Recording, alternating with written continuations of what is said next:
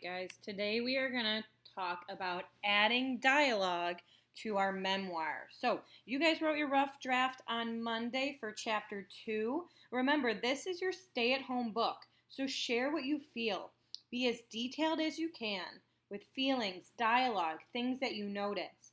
You are the author of your own story and want the reader to feel as though they are a part of it. Don't feel limited to just words. You can also draw, doodle, record yourself, or create a video to document a day in the life of you. Chapter 2 is focused on school days at home. So here are some questions that you guys can use to help shape your chapter. If you haven't already, which most of you guys should have used most of these. How did you feel? What was your reaction? When did you find out? What was your first day of school at home like? What did you do? Do you like it? Are there pros and cons to it? And then describing your daily life and how online school is going. So, making our writing stronger. This week we're focusing on adding dialogue. As a review, dialogue is a conversation between two or more people. It helps the reader get to know a character's feelings and help bring characters to life. We're going to learn a little bit more about it by watching this video.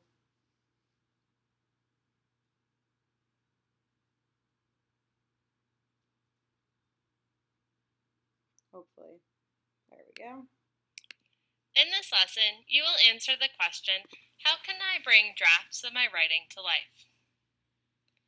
In this lesson, you will learn how to make your story more interesting by adding dialogue. But first, let's review the 5 steps of the writing process. First step is understanding the question in a prompt. The second step is brainstorming ideas that you will write about. The third step is making a plan. The fourth step is writing the sentences to your story, and the fifth and final step is revising your work. In this lesson, we're going to be focusing in this fifth step of revising. So, a common mistake that writers often make when they put dialogue into stories, they're not using quotation marks. So here we have an example. Hey, that's my lunch, Sasha yelled. There are no quotation marks. You need to remember to go back through and add them in if they were forgotten. So here before the word hey and after the word lunch, we've gone back through and added some quotation. In this lesson, we're going to go through the following steps. 1. Look for places when characters are talking. 2. Write down exactly what the character said. And 3. Put it in quotation marks. So in this lesson, we're going to use the following writing excerpt. It's responding to a prompt about cafeteria surprise. The principal has come into the classroom and announced there's a surprise in the cafeteria.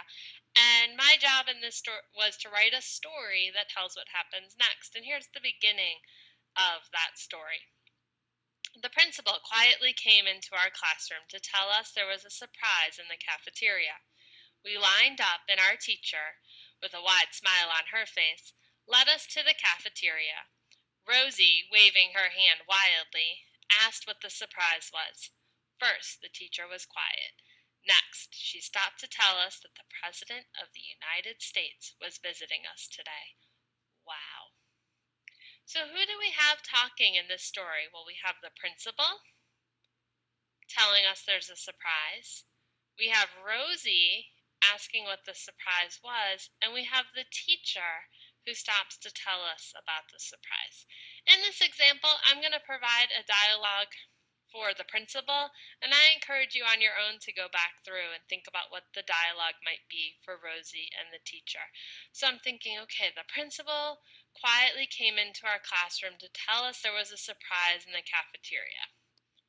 And I'm thinking, well, what would my principal really come in and say? What would that sound like? And I'm going to go ahead and add that piece to my story. So here we go. I've added, boys and girls, there is a special guest waiting for you in the cafeteria. I think that's something my principal would say, so that's how I've chosen to write her lines here.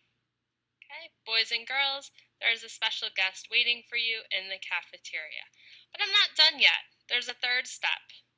I need to make sure I add quotation marks to the beginning and the end of the direct quotation of what the person is saying, of the dialogue. So before boys and after cafeteria, I've gone back in and added my quotations. So again, in this lesson, we've gone through 3 steps. First, look for places when characters are talking. Second, write down exactly what the character said. And third, put it in quotation marks. In this lesson, you have learned how to make your story more interesting by adding. All right, guys. So what I want you to do today is to go back in your story. Okay, so continue this second chapter of your book.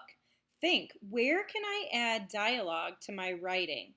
Look at what you've previously wrote and find places to add dialogue. You can do this with chapter 1 as well. So write down exactly what you said, put it in quotation marks. If you need help, go back and watch this video again or see me on Zoom at 1:30 today. Good luck, guys.